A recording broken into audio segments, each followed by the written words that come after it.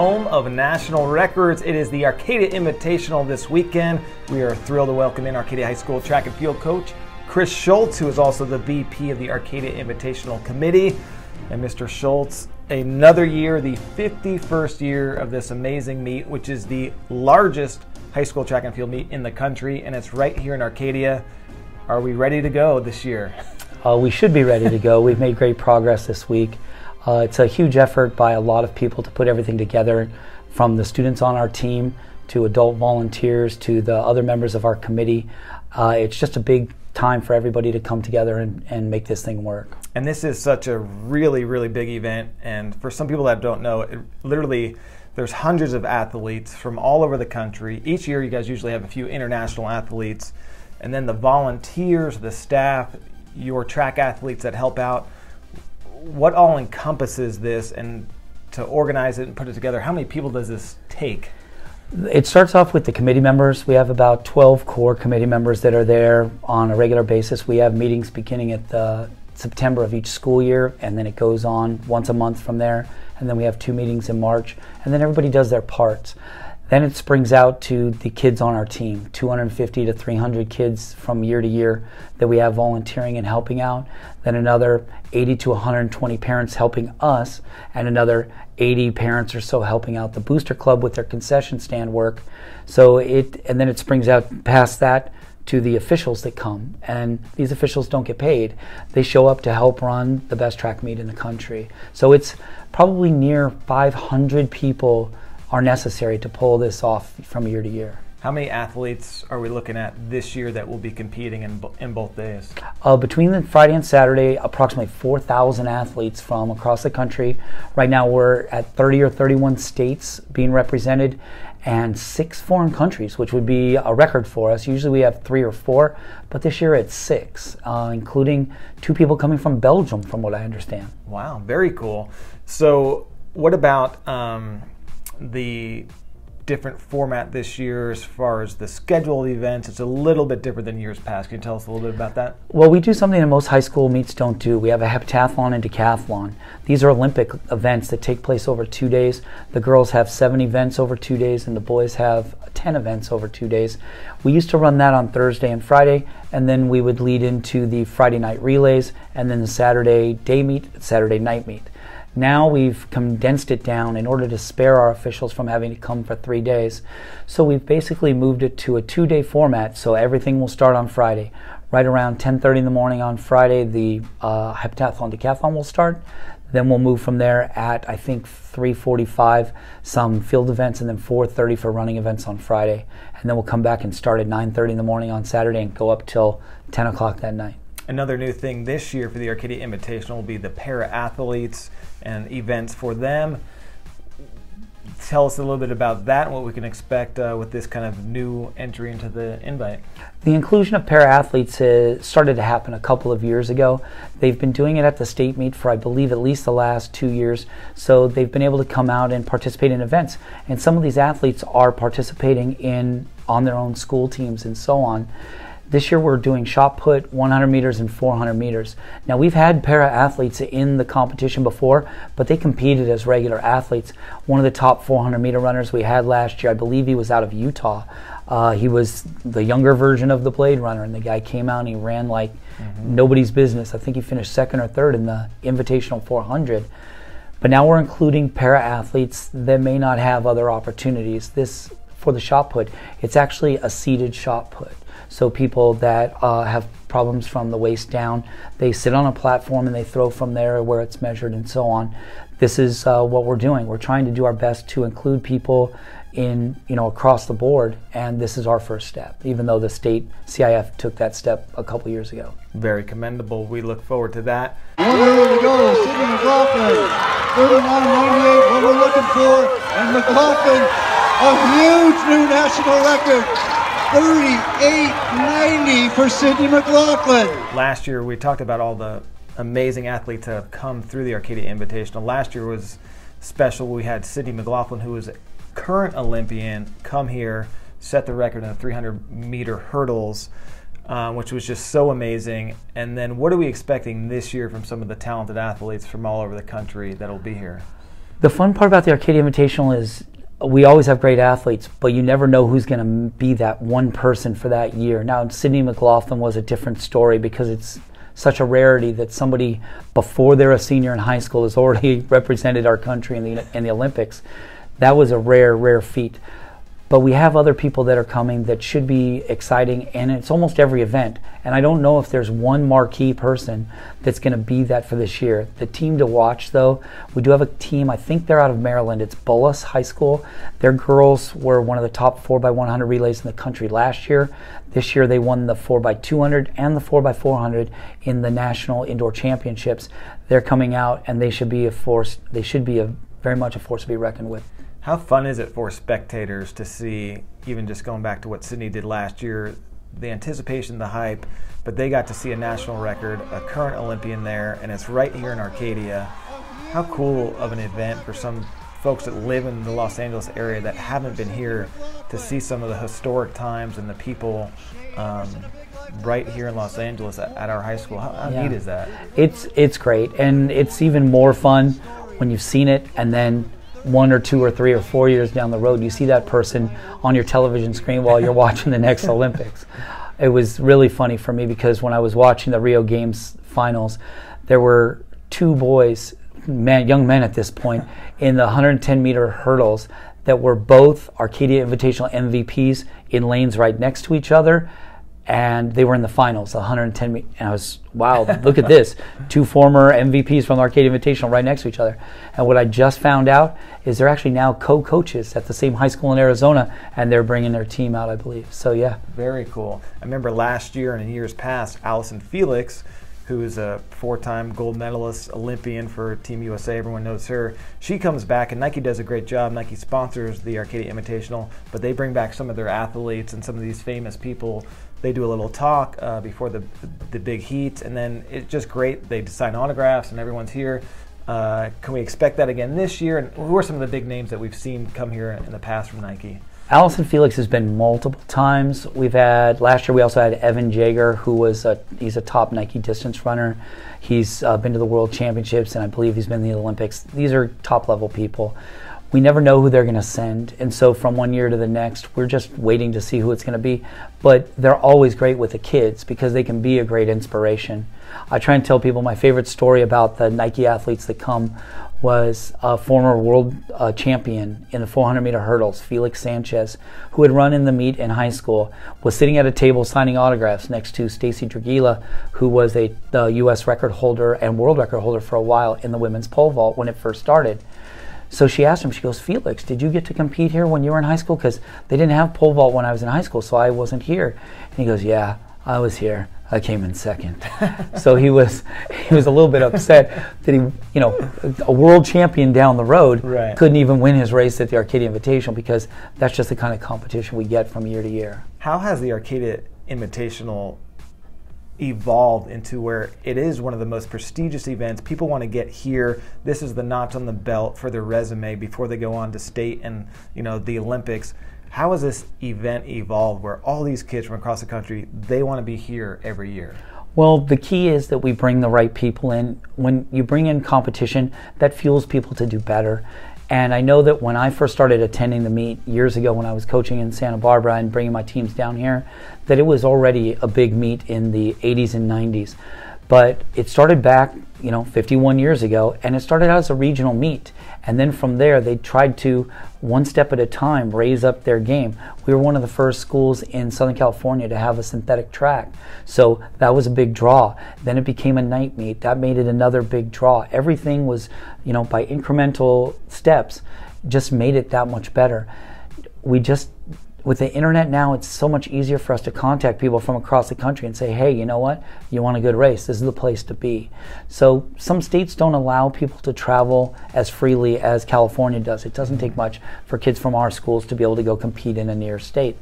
Well, people go out of their way and have to get board approvals and such to be able to compete, and they do it because they want to be here. So it's kind of interesting, but it's just one step after another. When year after year we keep having the level of competition that we have, more people think, I'd like to try that. And you guys have done a great job with, I know last year you guys did a lot of improvements with scoring and bringing in this technical equipment. We have a second video scoreboard now at the facility, Arcadia High School. It's a great stadium, great track, great infield. What are some of the progressions you've seen over the last recent years where you guys have really done a good job, you and the committee, bringing all this new technology? Part of the technology comes from our timers, and that makes results instantaneous. Being able to put them up on the board literally seconds after the completion of a race or a field event. We can get automatic updates from the field events that some people may not be even following, but all of a sudden when they make an announcement, hey, this jumper over here just jumped 24 feet in the long jump, people go, whoa. And so we have these automatic updates through the communications and the technology. That makes it possible. But we've done crazy things over the years. We have a shot put retrieval system that I designed years ago that is PVC piping, where our kids drop it in one end and it rolls down to the other end. Somebody else picks it up and puts it back on the rack. Nobody has to go chase down their shots. Years ago, we experimented with using radio-controlled cars to retrieve discs out in the discus throw, but we just keep trying new things, and that's part of what we're doing. Sometimes we add new events because we think it might be interesting. One year we ran 400-meter hurdles because we thought it would be interesting. We thrown in a 5,000 meters. So we're not against trying new things to try and bring attention to what's going on or to give another group of people a chance at setting a national record. I do want to make mention, though, that last year, even though Sydney McLaughlin set a national record, we technically had 3 national records just last year. Wow. We had the boys 4 by 1,600 meter relay record was broken, and then we also had the girls national federation record was broken in the 100 meter hurdles by a girl named Tara Davis out of Agora High School, who was also a top level long jumper and triple jumper. So we had 3 national records in one meet. That's usually it's 1 at a time, but to have 3 in one meet was huge. And it's so cool to see all the media out here too, all the big running blogs, Runner Space, and all those guys are out here covering this thing, every race and every event. Have you seen the media coverage over the years kind of grow as well? The media coverage has actually, as far as I've seen, it's actually shrunk because of the way that the media gets out there now. Somebody can write a story without technically being here if they so choose. I don't know why they would, because it's exciting to be here and to get those interviews head up with those people, it would be great for them. But the number of people covering high school sports across the country has dwindled a bit over the years, and that's affected the number of people. But when those people who sometimes come out to the meet, they're sometimes now writing for 3 or 4 newspapers in a region at the same time. So technically we're probably getting more media coverage as far as percentage of population, but there may be actually less people covering it. But I know for a fact that I've been across the country in the middle of nowhere before and wearing my Arcadia Invitational gear, and people go, oh, did you go to that meet? And usually with a grin, I go, well, kind of. And they go, well, what do you mean? I go, well, I'm in charge of that meet. And they say, and they just go, oh my gosh, I was following that on the internet. I was watching the live feeds. I was doing this. I watched all the videos afterwards. These are people that are sometimes in places you don't even know they have the internet. Okay?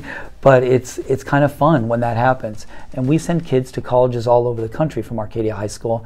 And when they've been on the track team, I get emails all the time. I was walking into the library today at Northwestern and I saw 2 guys with Arcadia Invitational backpacks.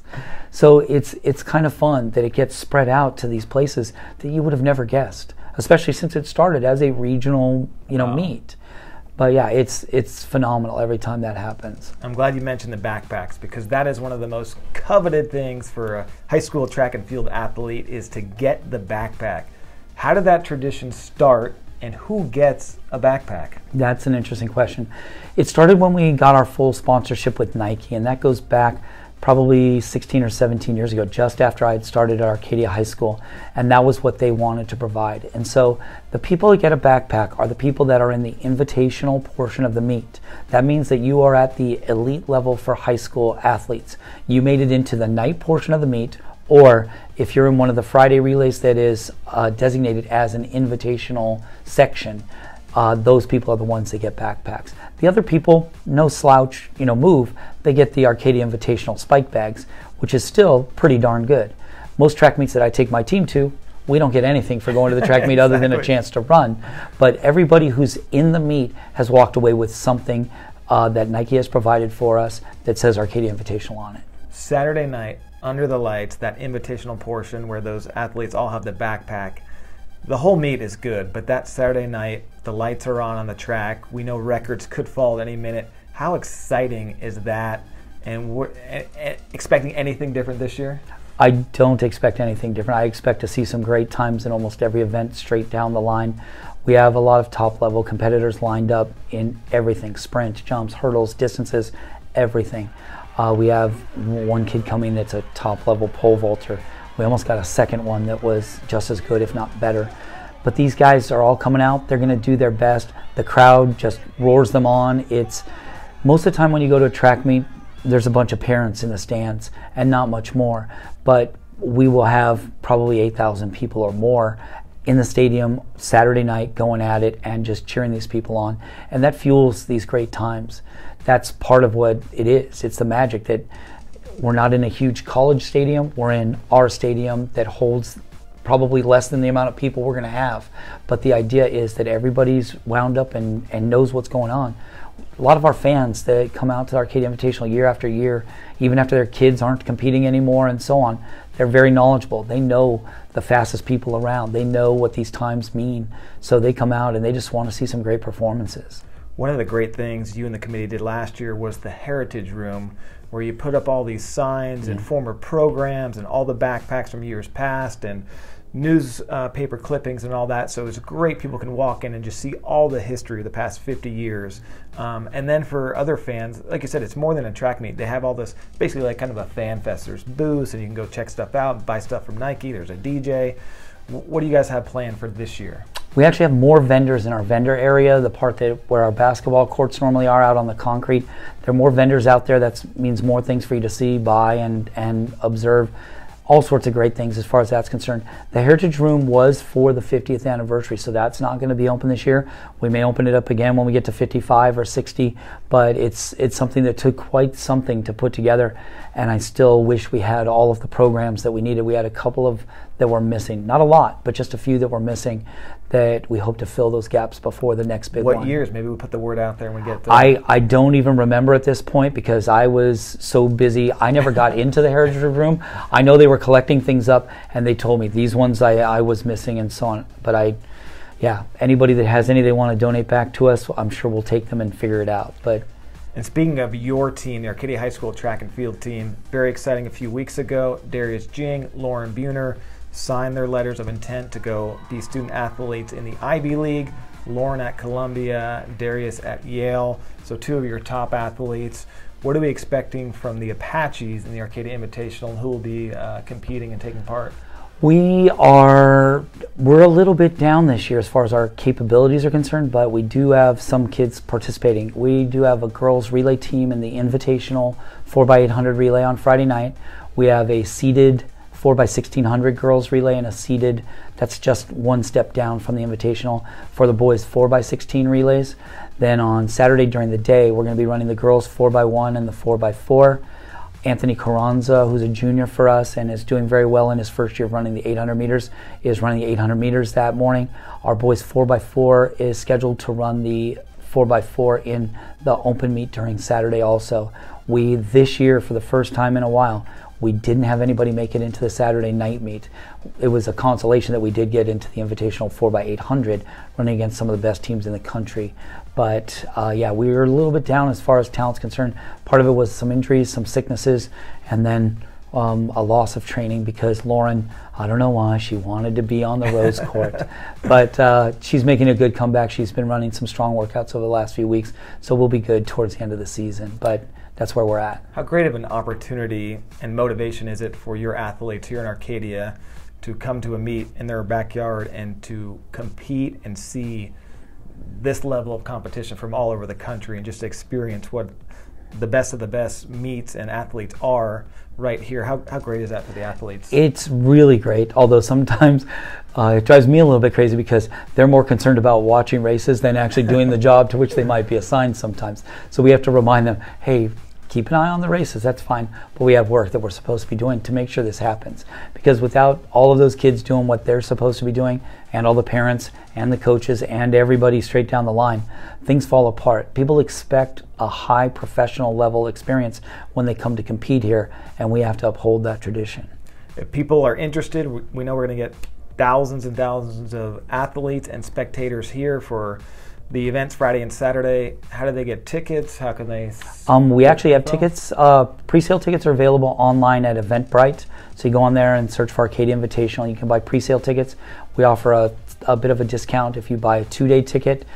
Saturday tickets are $20 for adults, $15 for students with ID, and I think it's $5 for children that are 11 and under. Friday night they're a little bit cheaper, 10 adults, 5 for students and children. But they can buy them online, they can buy them at the gate. Either way, it's fine. I just want people to understand the impact, though, that this event has for not just our school, not just our district, but for the entire community, because of 4,000 athletes from across the country converging on the city. The economic impact alone between hotels that are rented out for the weekend, the restaurants that are going to be packed all weekend. It's a big deal for the entire community to get behind this, and that's hard for people to understand, because when we look at it from only our own little perspective, we don't see the big picture and go, wow, oh, I didn't realize there were 1,000 of those people are staying overnight. Right. Okay, that's 250 or more hotel rooms, hotel room nights that are given out and so on. It's a big deal. So that's why it's important for me to constantly remind our kids, hey, this is a big deal, not just for us, but for the entire community, and we need to do a good job while we're working on it. It really is, and we do appreciate what your student athletes do. You guys I know Rich Gonzalez, Nils Miller, they do so much work for this event, but it is such a great showcase for the Arcadia community and this region, because you're right, a lot of these people would have never in a million years come to Arcadia and experience Southern California without this track meet. So we want to put our best face forward and let everyone be very welcome and show them what this great area is all about and our school is all about. And that's exactly what we're doing.